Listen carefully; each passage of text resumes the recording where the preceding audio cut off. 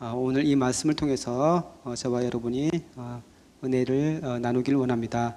오늘 성경 본문에서는 믿음에 대해서 그리고 기도에 대해서 같이 얘기를 하고 있는데, 우리가 신앙생활을 여기 계신 분들은 오랫동안 하신 분들이고, 또한 믿음을 통해서 많은 그 경험들을 하셨을 거예요. 하나님께서 우리를 향하신 그런 은혜를 가지고 여러 가지 역사를 하신 것들, 아마 적어도 한 분씩 나와서 간증하십시오 하면은 다 한 가지씩 이상은 다 하실 수 있는 그런 분들이라고 생각을 합니다. 그래서 우리 교회는 특별히 그런 그 믿음의 역사가 많이 일어났던 그런 교회고, 그래서 여기 계신 분들이 다 그런 은혜를 가지고 계실 거라고 생각을 하는데,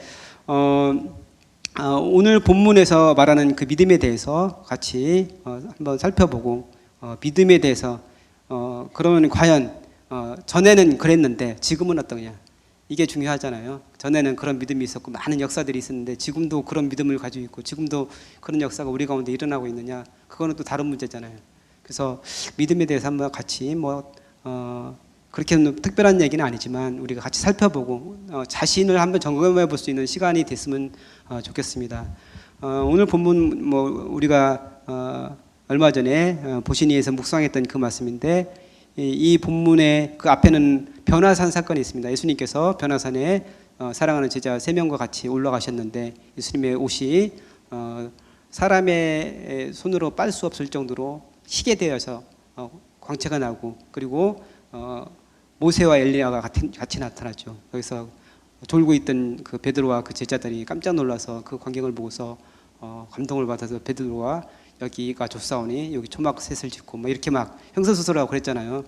그래서 거기는 너무 좋은 거예요. 변화산은 정말 천국과 같고 예수님과 함께 있고 모든 것이 정말 좋은 그곳인데, 예수님께서 이제 내려가자 해서 이제 현실 세계로 내려오시는 거예요. 내려왔는데 내려와 보니까 지금 오늘 같은 사건이 벌어진 거죠. 그래서 제자들이 베드로를 비롯한 3명의 제자들과 예수님이 없는 상황에서 귀신 들린 아이를 데려왔는데, 그것을 제자들이 쫓아내지 못하고 그것 때문에 굉장히 끙끙거리고 있는 그런 상황이에요. 그래서 그리고 사람들, 서기관들 그 주위에 예수님에 대해서 좋지 않게 생각했던 그 사람들하고 변론하고 서로 막 이렇게 여러 가지 얘기를 하고 있는 그런 상황이죠. 근데 예수님께서는 거기에서 믿음에 대해서 지금 말씀을 하십니다. 그래서 믿음에 대해서 잘 나온 그 성경이 히브리서 11장이잖아요. 그래서 거기서 말하는 믿음에 대해서 같이 생각을 해봅시다. 히브리서 11장 1절에서는 뭐라고 말하냐면은, 믿음은 바라는 것들이 실상이요 보이지 않는 것들의 증거다, 이렇게 말씀을 하고 있습니다. 그래서 믿음으로 우리가 보이지 않는 것들을 보는 거예요. 그러니까 보이지 않는다는 것은 하늘나라, 천국, 그것을 얘기할 수 있는 것이고, 미래에 우리에게 주어질 그 어떤 것을 얘기할 수도 있는 것이죠. 근데 그것을 우리가 믿음으로 보는 거예요. 지금은 보이지 않지만 비록 그것을 있는 것 같이 실제적으로 보는 것, 실제 없지만 그것을 믿음으로 내가 받아들여서 있는 것으로 이렇게 보는 것이죠. 그래서 믿음이 있는 사람, 믿음이 큰 사람은 그것을 믿음으로 받아들이기 때문에 실제적으로 그것이 삶의 자리에서 많은 응답으로 나타날 수 있다는 것이죠. 그래서 많은 사람들이 이렇게 큰 믿음을 가지고 주님께서 주시는 그 은혜들을 경험을 했습니다. 그래서 중요한 것은 믿음으로 그것을 바라보는 거예요. 보이지 않는 것들, 그 천국의 것들을 내 것으로 받아들이고 그것이 이 땅에 있는 것으로 믿음으로 믿는 것이죠. 그렇게 할 때 하나님께서 이 땅에서 이루어진다고 말씀을 하고 있습니다. 그리고 3절에 뭐라고 말하고 있었냐면은, 믿음으로 말씀으로 천지 창조로 하신 것을 받아들이게 된다, 우리가. 그래서 우리가 이성적으로 생각하고 세상적인 그 지혜로 생각을 하면은 천지 창조를 믿을 수가 없죠. 하지만 우리가 믿음으로 받아들이는 게, 말씀으로 천지 만물이 다 이루어진 것을 우리가 믿음으로 바라본다 얘기하고 있습니다. 그래서 여기 계신 분들은 모두 믿음이 있는 분들이기 때문에 하나님께서 천지를 창조하신, 말씀으로 창조하신 것을 믿고 있죠. 그래서 우리가 믿음이 없이는 그것을 받아들일 수 없다는 것이죠. 믿음이 있기 때문에 하나님께서 지으신 모든 천지 만물을 우리가 말씀으로 지어졌다는 것을 믿게 되는 것이죠. 그래서 그 믿음, 세상 사람들은 믿지 않지만 우리가 그 믿음을 가진 것이 얼마나 복인지 몰라요. 그러니까 우리는 당연한 것으로 얘기하는 것, 세상 사람들은 아주 이상한 걸로 생각을 하는 거죠. 그래서 우리가 이런 믿음을 갖게 된 것은 하나님의 은혜다 생각합니다. 그래서 하나님께 감사를 드려야 되는, 이 믿음을 주시는 그 하나님께 감사와 영광을 올려드립니다. 그리고 6절 말씀에는 뭐라고 얘기를 하냐면은, 믿음이 없이는 하나님을 기쁘시게 못하는 하나님께 나아가는 자는 반드시 그가 계신 것과 자기를 찾는 자들에게 상 주시는 이심을 믿어야 할지니 이렇게 말씀하고 있습니다. 그래서 믿음이 없이는 하나님을 기쁘시게 할 수 없다. 거꾸로 말하면 믿음이 있어야 하나님을 기쁘시게 할 수 있다 이렇게 얘기를 합니다. 그래서 우리가 그런 찬양을 하잖아요. 나 주님의 기쁨 되기 원하나 이런 찬양을 많이 하는데 우리가 어떻게 해야 하나님을 기쁘시게 할 수 있습니까? 성경대로 말하면 우리가 믿음을 가져야 되는 거예요. 믿음을 가지고 하나님이 기뻐할 때 하나님께서 우리의 모습을 보고 기뻐한다 말씀합니다. 하나님께서 아브라함을 부르셨는데 아브라함을 굉장히 기쁘게 생각하시고 아브라함의 그 믿음을 크게 보셨는데 창세기 15장 6절에 보면은 아브라함이 여호와를 믿으니 여호와께서 그 믿음을 그의 의를 여겼다 이렇게 말씀하고 있거든요. 그러니까 모든 사람들은 죄인이고 우리가 죄인으로서 하나님께 도저히 나아갈 수 없는 사람들이고 거룩한 하나님께 우리가 어떻게 나아갈 수 있습니까? 하지만 우리가 믿음을 가질 때 하나님께서는 그 믿음을 보시고 그것을 의로 여겨주신다는 거예요. 우리가 의인은 아니지만 하나님께서 우리가 가지고 있는 정말 작은 믿음, 보잘것없는 믿음이지만 하나님을 바라보고 하나님을 의지하고 전적으로 하나님만 따르는 그 믿음을 보시고 그것을 의로 여겨주신다는 거예요. 그래서 아브라함을 보시고 하나님께서 그 아브라함의 믿음을 보시고 아브라함을 의로 여겨주셨고 또한 우리가 예수님을 믿음으로 말미암아 우리가 구원을 얻게 되잖아요. 그래서 에베소서 2장 8절 9절 말씀 너희가 그 은혜에 의하여 믿음으로 말미암아 구원을 받았나니 이것은 너희에게 난 것이 아니요 하나님의 선물이라 행위에서 난 것이 아니니 누구든지 자랑하지 못하게 함이라 이렇게 우리가 암송을 하잖아요. 그러니까 우리가 믿음으로 말미암아 구원을 얻었습니다. 그래서 하나님께서는 우리의 믿음을 정말 귀하게 보시고 우리의 믿음을 통해서 우리가 구원을 받은 것이죠. 또 믿는 자들에게 상 주시는 하나님이시다 말씀을 하고 있습니다. 그래서 하나님께서는 당신을 따르고 당신을 철저히 의지하고 당신에게 온전히 마음이 주는 그런 사람 그런 믿음을 가지고 있는 사람에게 상을 주신다고 말씀하시는데 성경에 보면 아브라함이 100세 몸이 준 것 같이 된 그 아브라함의 몸에서 아들 이삭을 주셨잖아요. 그러니까 그 상으로서 이삭을 주셨습니다. 그래서 수많은 선지들 히브리서 11장에 나오는 많은 사람들이 믿음의 선진에 대해서 얘기하고 있는데 그 선진들을 이어서 또한 우리 교회까지 그 믿음으로서 여러 가지 역사들이 일어나고 있는 것이죠. 그래서 하나님께서는 믿음을 가진 자들에게 상을 주시는 하나님이시다 이렇게 말씀을 하고 있습니다. 또 예수님께서도 믿음에 대해서 말씀을 많이 하시고 강조를 많이 하시잖아요. 그래서 너에게 겨자씨만한 믿음이 있으면 이 산을 옮겨서 바다에 던지오리라 해도 그게 그렇게 됐을 것이다 이렇게 말씀하잖아요. 그래서 우리에게 겨자씨만한 믿음이 있기를 예수님께서는 우리에게 요구하시는 건데 또 예수님께서 많은 사람들 예수님이 칭찬했던 사람들 보면은 믿음이 있었던 사람들이에요. 백부장 같은 경우 자신의 그 하인 사랑하는 종이 병들었는데 예수님 말씀만 하십시오. 저도 밑에 부리는 사람들이 있는데 그 사람들이 내가 말하면 순종하는데 예수님께서 말씀만 하시면 그 종이 낫겠습니다. 그러니까 예수님께서 그 백부장을 칭찬하시잖아요. 칭찬하시면서 이스라엘에서 이만한 믿음을 보지 못하겠다 이렇게 말씀하잖아요. 백부장의 다른 것을 칭찬한 게 아니에요. 백부장이 뭐 잘생겼다든지 실력이 좋다든지 이런 걸 칭찬한 게 아니고 백부장의 믿음을 칭찬하셨습니다. 예수님께서 칭찬하신 건 백부장의 믿음이죠. 또 소로보니게 여인 자신의 아들이 귀신에 들렸는데 예수님께서 일부러 무시하지 않아요. 그 여인에게 개들한테 자식의 떡을 던져주지 않는다 하니까 그 여인이 맞습니다만은 개들도 주인의 상에서 떨어지는 부스러기는 먹습니다 이렇게 얘기를 하잖아요. 그래서 예수님께서 그것을 보시고 내가 이렇게 말했으니 내 아들이 고침을 받을 것이다 하면서 그 여인의 믿음에 대해서 칭찬을 하셨습니다. 그리고 바디메오 오늘 본문에 나온 그 바디메오 같은 경우도 그렇게 소리 지르면서 다윗의 자손 예수여 나를 불쌍히 여기소서 이렇게 소리 지르면서 예수님을 불렀는데 결국에는 예수님께서 고쳐주시면서 뭐라고 말씀하십니까? 내 믿음이 너를 구원하였다 이렇게 말씀하십니다. 그래서 믿음에 대해서 계속해서 강조를 하고 있습니다. 예수님께서. 근데 믿음에 대해서 강조를 하시면서 믿음에 대해서 칭찬을 하시는데 반대로 믿음이 없는 것에 대해서 질책을 하십니다. 오늘 본문 말씀에서도 보면은 19절 말씀에 대답하여 이르시되 믿음이 없는 세대여 내가 얼마나 너희와 함께 있으며 얼마나 너희에게 참으리요 그를 내게로 데려오라 이렇게 믿음이 없는 세대여 하면서 이렇게 예수님께서 믿음이 없는 것에 대해서 질책을 하십니다. 오늘 본문하고 같은 그 내용인 마태복음에서는 마태복음 17장 17절에 오늘 본문과 같은 그 내용이 나오는데 여기서는 뭐라고 얘기하시냐면 믿음이 없고 패역한 세대 이렇게 말씀을 하십니다. 믿음이 없고 또한 패역하다.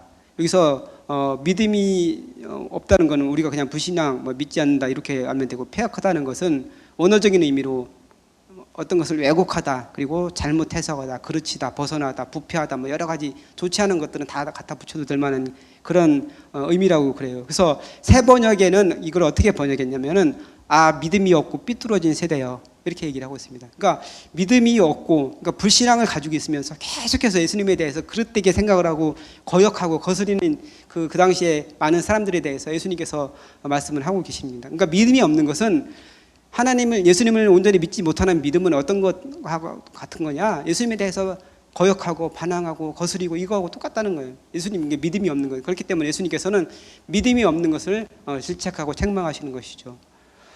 근데 이렇게 믿음이 없는 게 왜 문제가 되냐면은, 믿음이 없는 사람들과 함께 있으면은 그 영향을 받게 된다는 거예요. 그래서 오늘 본문에서 제자들이 아이를 고치지 못하고 그 서기관들하고 변론하고 있었잖아요. 근데 그 변론하는 사람들은 어떤 사람들입니까? 예수님에 대해서 계속해서 예수님을 착잡고 어떻게든지 예수님을 꼬투리를 잡아서 예수님을 잡아 넘기고 그다음에 죽이려고 하는 사람들이잖아요. 그 사람들하고 지금 변론을 하고 있는 거예요. 근데 그 사람들은 믿음이나 예수님의 기적이나 이런 것에 대해서 사실은 관심이 있었던 게 아니고 어떻게든지 예수님을 넘어뜨릴까, 여기에만 관심이 있는 사람들이죠. 근데 제자들이, 예수님도 없죠. 또 그 수제자인 베드로를 비롯한 3명의 뛰어난 제자들이 없죠. 그다음에 그 많은 사람들이, 불신앙이 많은 그 사람들이 가득 차 있는 그 상황에서 나머지 9명의 제자들이 그 귀신을 쫓아내지 못한 것이죠. 근데 그런 그 불신앙의 상황들, 이런 상황들 때문에 제자들이 쫓아내지 못했다고 볼 수 있는 거예요. 그 영향, 불신앙의 그 영향이 제자들한테도 갔을 수 있다, 이렇게 생각할 수 있습니다. 예수님께서 그 믿지 않은 불신앙에 대해서 많이 경계를 하시면서 또 예수님께서 기적을 행하실 때 믿지 않는 사람들을 물리치시는 것을 볼 수가 있습니다.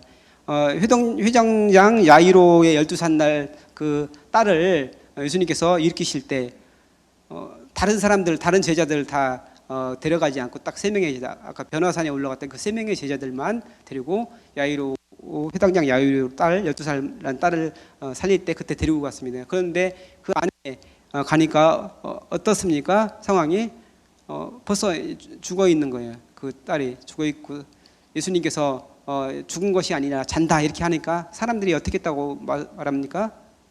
비웃었다고 얘기하고 있습니다. 무슨 죽은 것을 한두 번 봤나 하면서 이렇게 막 예수님에 대해서 비웃으면서 조롱하고 있었던 그런 상황이죠. 근데 예수님께서 그 일으키는데 어떻게 일으키시냐면은, 그 당시 그 주위에 있던 사람들, 그 조롱하고 비웃고 예수님에 대해서 거역했던 사람들 다 나가라고 합니다. 다 나가고 부모만 남기고 그다음에 3명의 제자들과 함께 예수님께서 기적을 일으키시면 그 자리에서 달리다움하면서 소년을 일으키시죠. 그러니까 믿음이 없는 사람들은 내보내고 거기서 믿음이 있는 사람들만 데리고서 역사를 일으키시는 거예요. 그러니까 그러니까 불신앙의 그 영향력, 예수님에 대해서 믿지 않고 예수님에 대해서 조롱하고 예수님에 대해서 거역하고 패역한 이 사람들의 그 영향력이 생각하는 것보다 훨씬 더 크다는 것이죠. 그래서 우리가 믿지 않는 사람들과 있으면은 그 영향력이 우리에게 전염될 수 있다는 것이죠. 우리가 이제 코로나19 때문에 아주 요즘에 관심도 많고 여러 가지 어려운 그런 상황, 모임이나 집회나 음악회 같은 것도 다 취소되고 이런 그런 상황인데, 코로나19가 무서운 게 왜 그렇습니까? 공기를 통해서 전염되기 때문에. 그래서 그 전염성이 강하기 때문에 그것이 무서운 거예요. 오히려 암이라든지 에이즈라든지 이런 것들이 무섭지만 거기에 대해서 하는 것보다 더 지금은 국가적으로 굉장히 더 신경을 쓰면서 지금 방역하고 그렇게 하고 있잖아요. 그 이유는 뭐냐면은 그 전염성이 강하기 때문에 그런 거예요.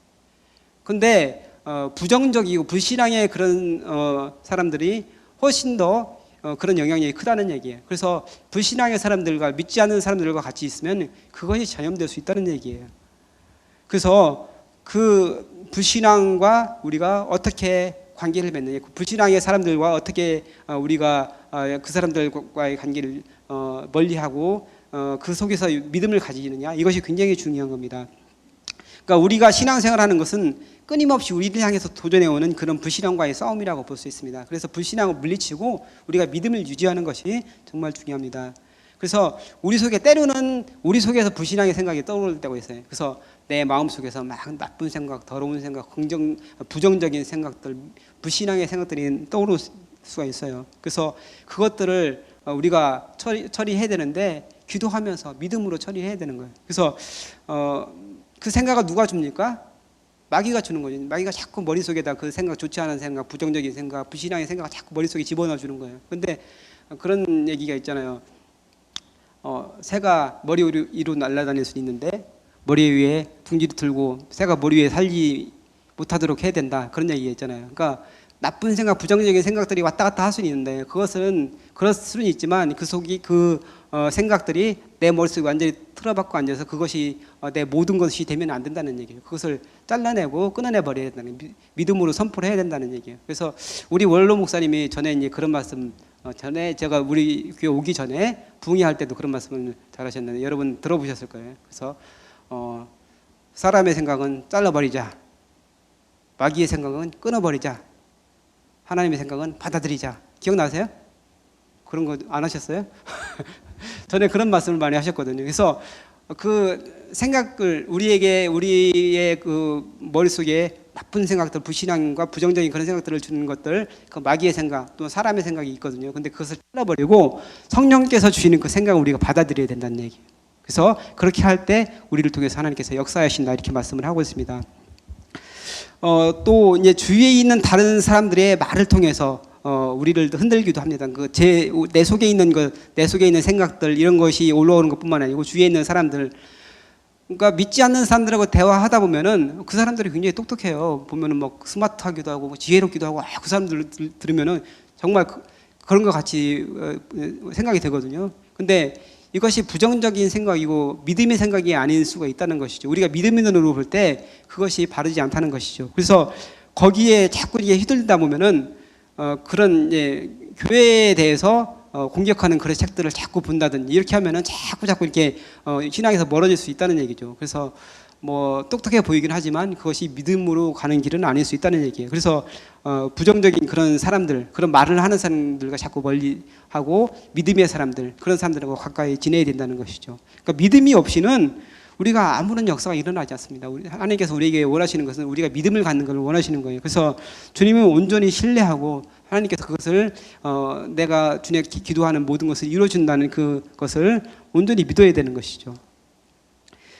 그래서 끊임없이 사탄은 우리를 넘어뜨리려 하고 우리에게 나쁜 생각을 심어주고 우리로 하여금 믿음에서 떠나게 하기 위해서 끊임없이 사탄이 우리를 공격을 하는데 그것을 우리가 이겨야 되는 거예요. 어떻게 해서든지 그것을 물리치고 거기에서 이기는 우리가 되어야 되는데 그것을 위해서는 우리가 입술로 선포하고 그 다음에 우리가 믿음으로 나아가고 그 다음에 기도를 해야 되는 거예요. 그래서 우리가 기도를 해야 되는데 오늘 예수님께 제자들이 물어봤잖아요. 나중에 이제 왜 우리는 고치지 못했습니까? 하니까 예수님께서 뭐라고 말씀하십니까?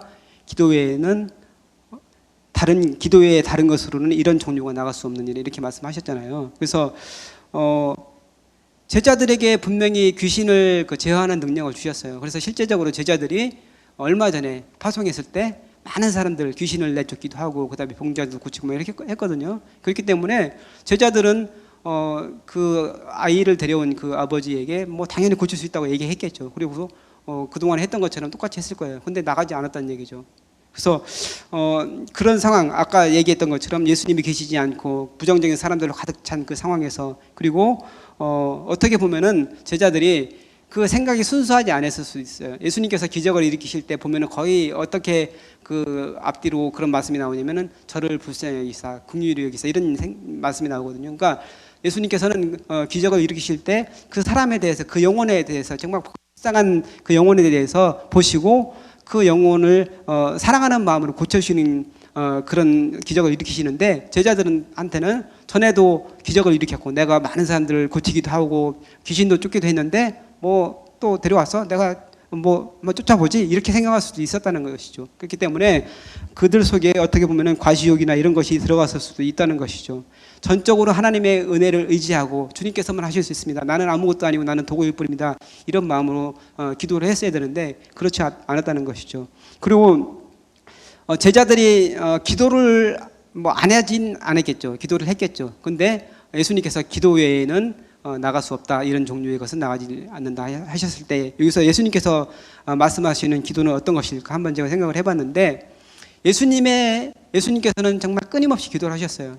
밤이 늦도록 기도하시고, 그다음에 새벽 미병에 일어나셔서 기도하셨고, 그다음에 예수님의 12 제자들을 부르실 때도 밤새도록 기도하시고 12 제자를 고르셨고, 그리고 겟세마네 동산에서 정말 땀방울이 핏방울이 되도록 그렇게 기도하셨던 분이 예수님입니다. 기도의 본을 보여주셨던 분이 바로 예수님인데, 제자들은 예수님의 그런 기도를 따라가지 못했다는 것이죠. 그래서 예수님 기도하실 때 졸고 있고 거기서 자고 있었던 모습이 바로 제자들의 모습인데, 그러니까 끊임없이 끈질기게 기도를 했어야 된다는 것이죠. 그래서 우리의 그 선배님들 중에서, 선배 목사님들이라든지 우리 신앙의 선배들 중에서는 정말 기도를 열심히 하고 많이 했던 것을 볼 수 있습니다. 우리 교회가 정말 기도와 또 말씀으로 이렇게 세워진 그런 교회인데, 얼마나 많이 기도를 했습니까? 전에는 뭐 40일 기도, 100일 기도, 작정 기도도 많이 하고 막 그렇게 했잖아요. 근데 요즘에도 그렇게 하시는지는 잘 모르겠어요. 제가 뭐 여러분을 어떤지는 잘 모르겠지만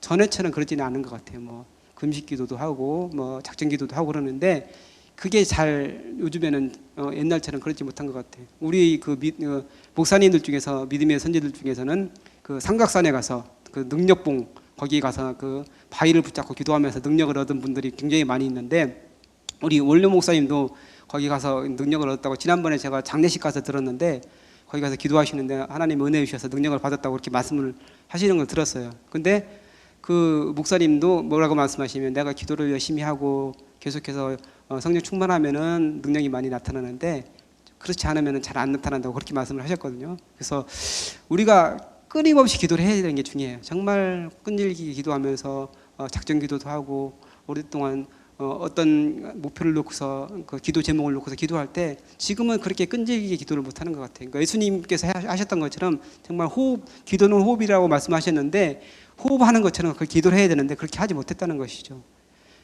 전에 제가 뭐 그 성교동 교회에서 부흥이 왔는데, 어떤 강사 목사님이 가시면서 성도들한테 그렇게 말씀을 하세요. 뭐 여러 가지 좀 능력이 있으신 분인데 여러 가지 그런 문제들이 있으면은 그 처방을 주시는데, 제가 이제 부흥회 끝나고 가는데 지금부터가 시작입니다. 지금부터 여러분이 어떻게 하느냐에 따라서 여러분의 여러 가지 기도 제목들, 문제들이 해결될 수 있습니다 하면서 그 문제에 따라서 집사님은 뭐 21일 아침 금식을 하십시오, 40일 기도를 하십시오, 뭐 이렇게 막 말씀을 하세요. 그렇게 해서 실제적으로 그렇게 기도를 하면서 응답을 받은 분들이 많이 있었어요. 근데 순종하지 않고 중간에 포기하고 뭐 이런 사람들은 응답을 못 받은 것이죠. 그래서 우리에게 지금 필요한 것은 정말 끈질기게 기도하는 것, 또 우리가 기도하면서 하나님의 그 마음을 우리가 갖고 또 성령 충만하여서 나아갈 때 주님께서 우리의 믿음을 보시고 또 우리의 기도를 보시고 역사를 하신다는 것이죠. 그래서 우리에게 지금 필요한 것은 이러한 믿음, 처음에 말씀드렸던 것처럼 믿음을 가지고 주님을 온전히 신뢰하고 주님을 의지하는 것, 그 다음에 끈질기게 우리의 믿음의 선진들이 그랬던 것처럼 기도하면서 나아갈 때, 예수님께서 본을 보여주셨던 것처럼 우리가 끈질기게 기도할 때 우리를 통해서 하나님께서 역사해 주신다고 말씀하십니다. 그래서 오늘 1절에 많은 기도의 제목을 가지고 여러분 나오셨는데, 기도를 통해서 응답받는 여러분 되시기 바랍니다. 하나님을 좀 깊이 만나는 그런 시간 됐으면 좋겠어요. 그동안에 그냥 수박 겉핥기식으로 기도하셨다면 오늘은 정말 깊이 주님을 깊이 만나는 그런 시간 되시기를 주님의 이름으로 축복합니다.